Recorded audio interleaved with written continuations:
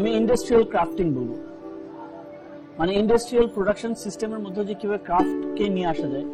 এক ধরনের এলিয়েনেশন খুব ইম্পর্টেন্ট, অর্থাৎ আমরা রেগুলার যে ধরনের স্পেসে যাই সেই স্পেসের থেকে একটু ভিন্ন স্পেস।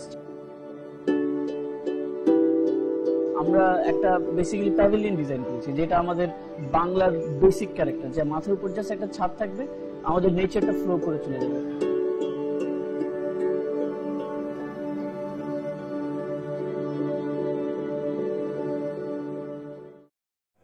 আমরা যে কি করব সেটা কিন্তু আমরা শুরুর দিকে জানতাম না। চ্যালেঞ্জ ছিল ফিলসফিটার মধ্যে আর্কিটেক্ট টিমটা নিজে কমফোর্টেবল হবে কিনা to fit into our philosophy. অজ কিন্তু অনেক পপুলার একটা রেস্টুরেন্ট ছিল। অজ বেসিক্যালি একটা ব্রেক থ্রু ছিল যে লেফট ওভার স্পেসকে ওরা ভ্যালু অ্যাড করে একটা অদ্ভুত জায়গাতে পরিণত করছিল।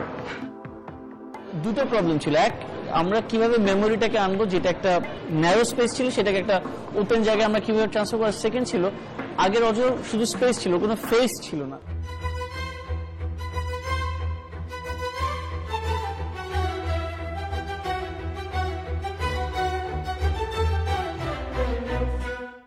অজ যে কোনো ওয়েস্টার্ন মডেলে ফিট ইন করে না। ইস্টার্ন স্পেস, যে জায়গায় আমরা সাবকনসিয়াসলি যেসব ফর্মগুলোর সাথে আমাদের রিলেশনশিপ হয় আমরা ওগুলোকে এক্সপ্লোর করা স্টার্ট করি।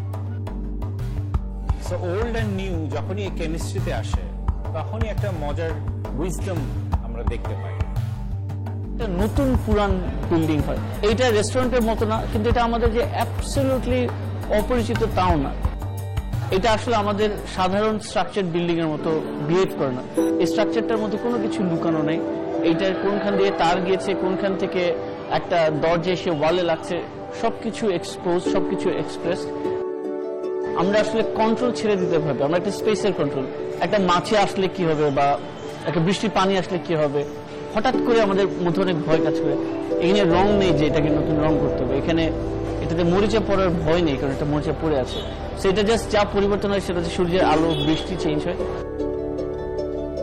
এই প্রজেক্টের ইমপারফেকশনটা আমাদেরকে আমাদের সেই রিল্যাক্সেশনটা দেয় যে লাইফ ইজন্ট পারফেক্ট।